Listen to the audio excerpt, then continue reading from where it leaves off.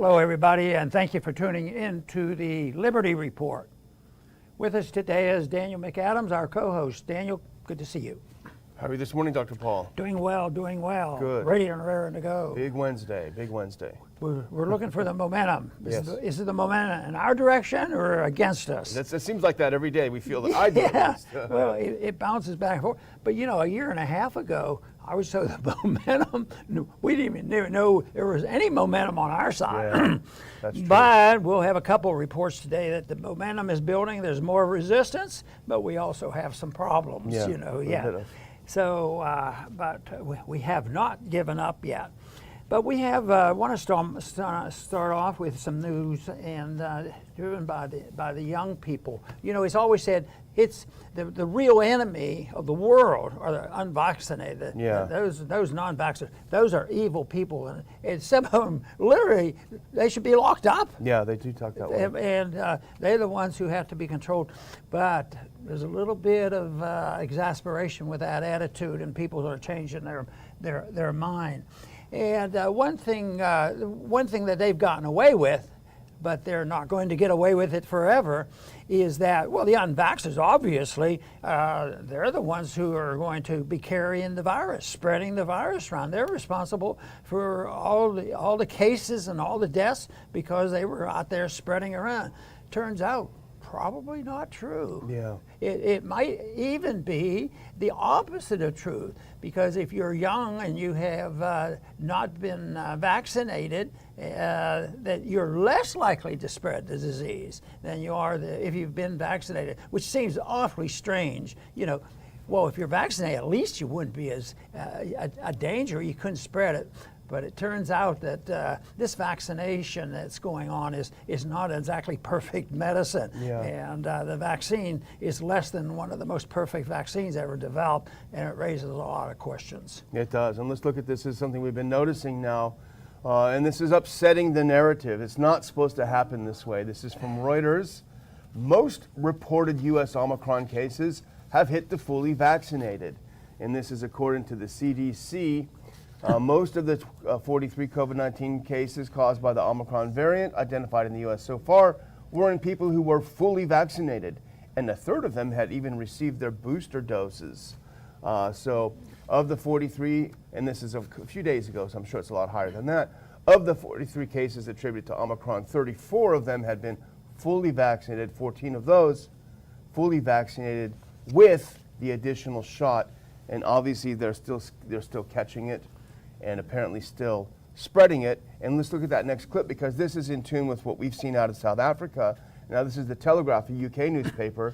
The Omicron epidemic is being driven by young vaccinated people, according to mounting data from countries as diverse as the UK, Denmark, and South Africa. So that means that people who are fully vaccinated are getting it and spreading it. But, Dr. Paul, let's just do the next one and I'll kick it back. But if you dare say this just came out, Twitter to penalize users who claim that vaccinated people can spread COVID-19.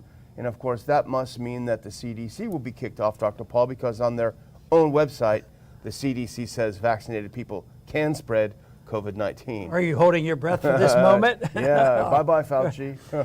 But you know, with this evidence now, you'd think that people would understand why the resistance movement is growing by leaps and bounds, and how these people can do exactly what you say. They don't quit. They keep coming back and saying they're a danger, and they've gotten away with it. But what I sense is they're not getting away with it as easily as they did a year or so ago, because you know, the patriotic zeal of doing exactly what our government tells us to do is waning, and the medical defense of what they're doing, it is waning. There's not acceptance of the arguments now coming from the opposition saying this is the people who won't get the shots are really bad people, and it turns out that they might have saved themselves some harm, and real problems. And then, of course, getting into the next step of, and we will in a minute, about the treatments available.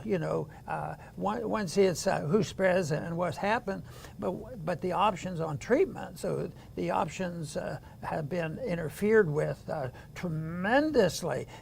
Cancer is a difficult disease, and there's a lot of evidence for this and this and this, but there's a lot of flexibility too. People are allowed to try different things, and the doctors are given a fair amount of leeway. But in this case of what's going on, it's the least amount, and yet they dwell on the non-vaxxers, the people who have not had their vaccines. They are evil people, and they have to be stopped according to our opposition. In reality, is coming into direct conflict with that idea, which is that it's all, we talked about it yesterday, this is a pandemic of the unvaccinated, which is now clearly not the case according to the CDC itself, according to the mainstream media of all. But they're losing control of this narrative by the facts on the ground, which are that this variant is infecting people who are fully vaccinated. But what are they trying to do? They're trying to double down. And I just wonder, let's look at this next clip, because here's the CNBC response to the fact that vaccinated people are getting Omicron. No, let's go back one, please. Their response is, get your booster shot. So they never quit. Vaccinated people are getting Omicron, so get a booster. And I just wonder, though, if this will be effective, because basically what they're saying is, hey, the first 2 doses of this didn't work. You're getting this thing. So get another one. And I just wonder how effective it's going to be. It will remain to be seen how effective that is. Well, I have a prediction. It's not going to help very much, just getting another shot. And there's so many negatives coming out. There was another report today, another soccer player, had the inoculation, and it has heart trouble, it looks like. So, but it doesn't seem to do it. You take the healthiest people sometimes, they are top notch. And they're the ones who are suffering, and other times, the innocent children, we have to really protect them because they don't know what to do to protect themselves. Here they don't even need it, and yet they continue to push it, and unfortunately that hasn't been reversed. But there are some people getting frustrated with the school system requiring all these shots and all this treatment. So maybe we'll see something better. But it's just like buying a brand of car you like. You buy it, it's a lemon. You buy a second one, it's a lemon. Are you going to get a third one? Same thing. I don't know, but I wanted to quickly go through this kind of thing, and I just think this it just seems to me like gaslighting, because the Omicron has caused all over the place reactions. And so I want to do kind of a slideshow just for a second, Dr. Paul, and let's go to that next one. This is that Telegraph one. It's just sort of the juxtaposition of these articles. So here we have it. Everyone's panicking.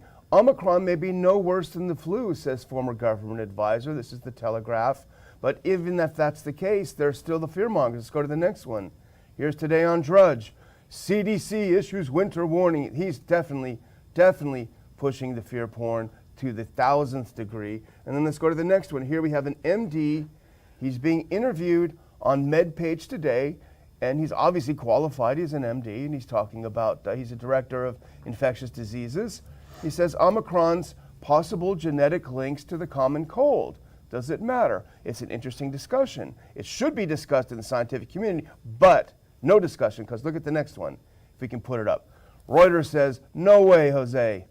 Fact check. Omicron is not the common cold rebranded. So they've had the final word. And I just sort of put these together, Dr. Paul, just to show how the information is so wildly divergent, it almost feels like gaslighting. Yeah, so a political declaration is superior to investigation. You can't even permit investigation, especially if they suspect the investigation is going to prove the politicians to be wrong. That's the logical conclusion. Reuters, come to. It is. Well, I guess our second one is just a sort of an interesting one that we want to discuss. And it was all over Twitter yesterday, but an elementary school in Denver, Colorado has announced that they will have playtime that is segregated for people according to race. And it's just, it's interesting. That's really modern day thinking, isn't it? I looked at that and I thought, this has to be the silly season. Yeah. You know, that they're going to put a sign up. There's actually a sign. You don't happen to have a clip of that sign, Yeah, do we can you? put it back up, yeah. Yeah, the sign is something else. Families of Color Playground Night, Wednesday, 12/8 at 4:10 p.m. Can you imagine how many people who have said this or even have this belief would get into a lot of trouble, lose their job and everything else? But you know, in a way, you know, the principle, as negative as it is to have, you know, this deliberate segregation, it's always in the past, even before the integration in the 50s. That was done all the time, but it was the government that was doing it. Yeah. And here it is with government force that's doing it. And you know, I think it was in there. The question was asked, well, what do you think we can sue people? Can we sue you if somebody's denied? And they said yes. They can sue them if anybody's denied entry to this. But this. You know, you and I were talking about this, and we're trying to figure out the logic of it. And I said, let's quit this stuff about being trying to figure out the logic of these people who do this, because the only way I resolve it, which I've said many times, if you look at it, what is their goal? And their goal is chaos and messing things up and getting us upset and trying to say, and pulling our hair. Why would they do this? This is so dumb. But from their viewpoint, it has to serve a purpose, and if they're getting people upset, they're doing a pretty good job. But I would say people who see information like this, they should investigate it before they get upset and figure out what is their goal, and then resist. And that's what's happening. People are you know, seeing too much of it, and they don't believe. Basically, they've over the years now, they have believed the government less and less. So now they're finally coming around to this. They figured the government would be more honest about sickness and illness and vaccines. But now they're waking up, and they're starting to resist. And I think we have a couple examples today we'll mention. Resistance is still there. And hopefully growing. Well, you know, the saying is the revolution always eats its own, and I think that's what we see with this. But it's just fascinating, and we sort of point out because it's ironic that wokeism seems to have gone full circle from being about equality to going back to segregationism, you know, which we think of as something from the 50s, an evil thing that was imposed by the state. And in fact, I sent this over to you yesterday because at first I didn't believe it was true. I thought it was a joke. And then I saw it, Chris Rufo of City Journal put it up, and I thought it was a joke, and then I kept seeing it put up over and over again, and I realized it's actually not a joke. And someone else, let's put up the next clip, because someone else made an interesting point. He said, if you make the picture black and white, you'd think it was a picture taken pre-1970. And it really does, you know, with the drinking fountains that say colored and the others say white. But, you know, I think the point that we'd make is because conservatives would say, oh, this just shows that the left is just as racist as they say we are. And I think our point would be different, which is A, the irony of going back to this in the name of wokeism, but B, the fact that it's pushed by the state. And I think we would argue, and you would argue, that, you know, if people want to, in the private capacity, have events that are for people of their same color or race, they should be perfectly free to do so. And a lot of people do choose to associate with people that are of the same faith, of the same you know, background, cultural background and racial background. When Carol and I moved from the North Pennsylvania to come and open up my practice here in Lake Jackson, it was just you know, the end of the 50s, and integration was a big thing. There was supposedly supposed to be a big difference between North and South, but I don't think that differences was as much as it was meant to be. But there was integration. You know, people, blacks were going to school. They were doing it all together, and I was much aware of that. And as I drove to the hospital, I always had to pass the high school. And on Saturdays, the football fields were open to anybody who wanted to go there and have a pickup game. And I remember shortly after this, there were all this excitement of immigration and all. I rode through past the field, and there was no supervisors, no teachers, no policemen, nobody, but there were two games. The kids just went out there, and interestingly enough, there were 2 games. It was segregated. Interesting. But I don't think that would happen today. I think we've advanced much further than that. Yeah. But still, it interested me. I said, well, maybe some of this stuff can be worked out in a voluntary fashion, because and I always think sports have offered opportunities for that, because I love the idea that the first real integration after the war came in baseball. Yeah. You know, and the segregation during the war was in the military. It was all government, government. sort of thing. Yeah. But I think of this, of what they're doing here, just another silly thing going on, and it's almost like they haven't quite destroyed government schooling. They're working hard on it. So out of frustration, they thought, well, we'll add a little bit more confusion out there, and we say, okay, we're going back to segregation, and blacks want their own recreation center. So it's a bit crazy, but the people, it's up to the people to figure it out, both morally and all, and don't rely on the government to give us good medical care or how to spend our spare time. Yeah, exactly. Well, we want to talk just for a second about Senator Paul, because he was on with Dan Bonino on his show, I think on Fox. He made a couple of good points, and we're just going to hit a couple of them, because he talked about, Chuck Schumer, Senator Schumer. He said, oh, those evil anti-vaxxers, they're just like the flat earthers 400 years ago. And Senator Paul had a great quip. He wrote, Schumer left out one thing. When they were denying that the earth went around the sun, it was the government denying it, and it was an independent scientist trying to set them straight. It's a powerful point. It is. But there's a lot of things in medicine that was done by private observation. People working in labs, penicillin was developed that way, and also washing our hands. It didn't require government to finally tell us, wash your hands. Yeah. So, no, a lot of it. And a lot of things even going on today are private doctors working with patients and observing.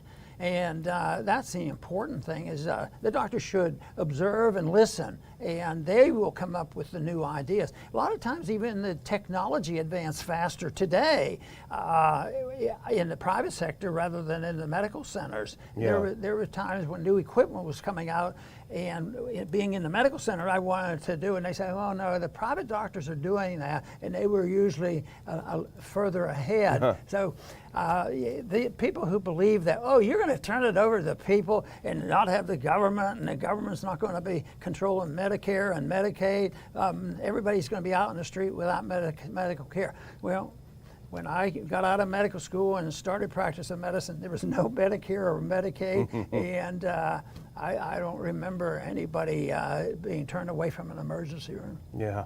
Well, Senator also said the real danger is when you let science be controlled by government or by one sort of monolithic individual like Fauci.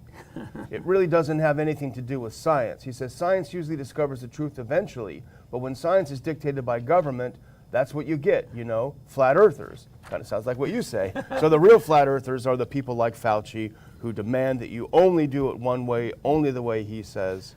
That's a good point. And right, goals are completely different, because I think the goals of the people that we're trying to refute are their goals. I think is money, I think is power, I think it is control, and it's not personal liberty. See, they have a complex system of goals that they have to use force to do it. Where I see what we're proposing is something that is voluntarism. And when people say, oh, what does that mean? You can do what you want to do as long as you don't hurt anybody. What if I make a mistake? Well, that's your problem. That's one thing people have trouble accepting, that you're responsible for your actions. But I think if a person would truly understand and promote the principle of voluntarism and nonviolence, we could go a long way in progressing from the age that has been around for thousands of years, where the few become tyrants because of their psychological and defects in the use of power. And that's been around for a long time. We'll speak about the abuse of power. Let's look at our next story, and this is going in our resistance area, and it's actually a good news story if we can look at that next clip. A quarter of New York counties refuse to, quote, become mask police, despite Hochul's mandate. She said, everyone's got to wear a mask in New York. The new governor, she took over for Cuomo, and is even worse than Cuomo. But the counties are fighting back. The county executives are fighting back, and they're saying, no way. We're not going to do this again. Now, this is another great example. Even in New York, even in New York, resisting. I don't know if that's will be. We have to admit that the counties that had politicians in there a little bit more reasonable, like they weren't radical leftists. They were the ones who were doing it. But nevertheless, the principle is there. Someday, maybe the New York City will wake up and join in the resistance. And that's why it's so important to show the results of the two different things. And there's a lot of examples, and we've talked about this. Look at the differences in states, countries, and different categories of people, how they take care of things and what their attitude is toward government. And the results are different. And so if the fancy philosophy doesn't work, the pragmatic approach, enters into it too. Hey, we could be better off. But most of the time, people are tempted and accept the idea, oh, I'm going to be better off if I send somebody to Washington that's going to get my stuff for me, and send me money and send me checks. And guess who sent the checks during COVID? Republicans and Democrats. Yeah, exactly. It was not a party issue. And this whole idea, not that I ever want to defend literally the president, that there has to be an understanding that this problem is a very bipartisan problem, no matter what they do. Just with this whole case right now going on with the national debt limit being raised. Yeah. I mean, it took McConnell to really do that. Yeah. So what a surprise. So the people have to wake up and see it as a true issue and a moral issue. What's interesting about New York is, though, I think the new governor realizes this is not 2020 anymore. She does not have the Deus Vult power to make it happen. And I think she admits it. Well, it was on Friday, she announced all businesses must either check the vaccine status or require a mask. But then she said, and before it would have been Cuomo pounding his fist and saying, do it or die. But listen to what she said. We have left this to the counties to enforce. We hope the counties will enforce it. We expect they will. We hope they will. It's in the best interest of public health. She almost sounds defensive, doesn't she? Yeah, and it is deferring because they're on shaky grounds and it's not working out so well. But what they also do, which is something that people should be very cautious about, they're deferring to the local people, but local politicians like authority too. Yeah, they sure they do. like to write these mandates as well. But guess what they're really doing, where the real problem is the coalition of big business and government.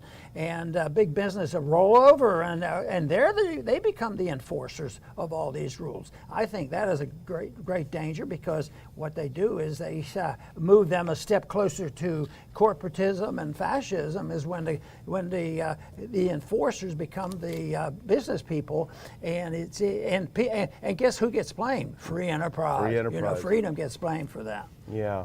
Well, the last main story we want to talk about today, and we can put up that next clip, is also a good news story. Amtrak, which went full Karen on the vax mandates and everything, well, they realize it's not that great because they don't have anyone to run their trains.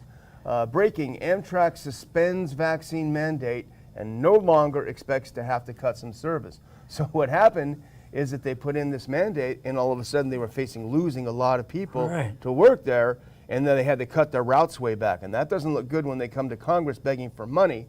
So they said, oh, that's right. The Fifth Circuit overturned that, so we're going to back down and suspend it. But did you see exactly what they did? What they did was a good thing for making our argument that they changed it from vaccination to just having a negative COVID test. Now, that's not perfect. It's not perfect. But the whole thing is, it did change, so they did back off about the vaccination. And I think a lot of people will say, Well, you know, that's better than getting jabbed, and there is more danger in taking the jab. Yeah, you know? So that I think is an argument in our case in moving in the right direction, and it's a government corporation. When that story was written, it was written as if it was a company. Yeah. You know, and yet it's really the government, Yeah. and you'd think that the officials and the president would buckle down and say, you know, we own you. You're going to do what we say, or we're going to fire you. But maybe those days are past, Yeah. and they have tried to maintain this idea that we don't violate freedom of speech and we don't tell people what to do. It's just the corporations. They're free enterprise, and they'll tell their people whether or not they'll do it. But if you don't happen to do it, you might just lose your contract next month. Yeah. Well, you know, it does feel that the momentum is in our direction, and I hope it stays that way. And it makes you happy, it makes you pleased to see it.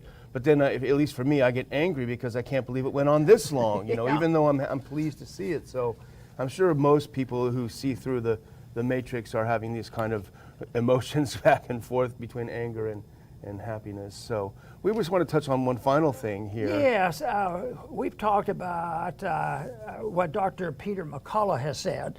And some people say he's very, very controversial and he doesn't deserve access to the internet and that sort of thing. That makes you think, wonder what he's telling the truth about. Yeah, really. And he's been around, he's been on TV, but he has been curtailed. But he talked to somebody totally non-controversial.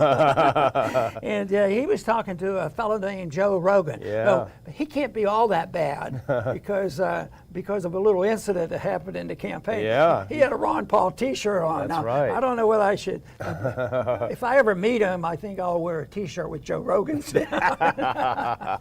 So anyway, he was saying about the protocol. The big thing that he did in this interview, he suggested that there was probably a deliberate position on those individuals who write up protocols for diseases, very non-specifically. I mean, we didn't see exactly who the individual was and this sort of thing, but the principle he was describing rather clearly. Now, a protocol can be very, very helpful, especially if there's a consensus, and there's a lot of consensus. I think of one thing in OB is toxemia. Pregnancy is a very dangerous disease, and it can get a little complicated and all kinds of complications that can occur. So there are protocols on that, and they're not mandates, and they've been designed by not Dr. Fauci didn't get involved in that. He said he didn't know anything about OB. He was a vaccinologist. Yeah, really.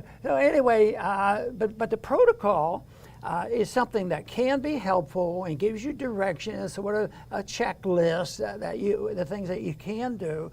But his argument was they deliberately. Yeah. That's what he was implying. That they deliberately avoided that. They didn't want anybody to have it, but in a way, indirectly, they were devising a protocol by refusing to allow people to use certain drugs and do things. And in the protocol, it was very informal, and mostly the so-called protocol was written by government bureaucrats, and that's when a lot of people were dying on respirators and things like that. So a protocol in itself is just not evil and bad. There can be a good protocol, there can be a bad protocol, but this is not good. This be true, so maybe there'll be more information on this later. What was so impressive, and I knew a little bit about the doctor, but early in the interview he recited his credentials, and nobody could not be impressed. I think he's if not one of the most published medical professionals in the country. 600 and some peer-reviewed articles. So this guy he's been around the block. He knows what he's talking about, and it was a very powerful interview. And you know it was powerful because people have now been permanently banned from Twitter just from posting little clips of the article, which is insane. But here I think it's a smoking gun, and you referred to it, but I'm just going to read it if you don't mind. This is Dr. Peter McCullough talking to Joe Rogan. It seems to me early on there was an intentional, very comprehensive suppression of early treatment in order to promote fear, suffering, isolation, hospitalization, and death. And it seemed to be completely organized and intentional. in order to create the acceptance for and promotion of mass vaccination.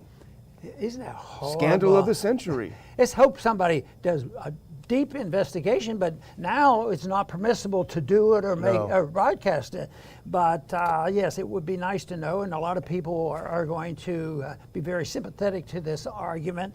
And you can see why, with McCullough's credentials, why this man has to be stopped. Yeah, exactly. He has to be discredited, and that's what they're doing now. If they can't do it just by refuting him, they can't do it that way. Yeah. They have to use force and intimidation, and they have to, cancel his ability to express himself.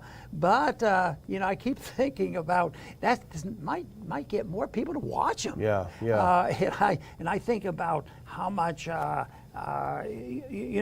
was put in against Ayn Rand to publish Atlas Shrugged. Yeah. Nobody would do a review. I mean, there was nothing official from the government, but back then the media was very friendly with the government. So she got all negative.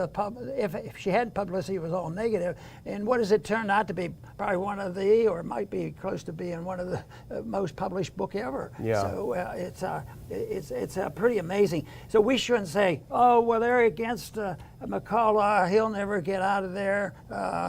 We're not going to buy his book. Yeah, you should buy more books and pass it out, read it, and make sure you agree with it, and maybe spread the message. Exactly. Well, I'm just going to close by bringing back my old villain of the week, because this is the villain of the week.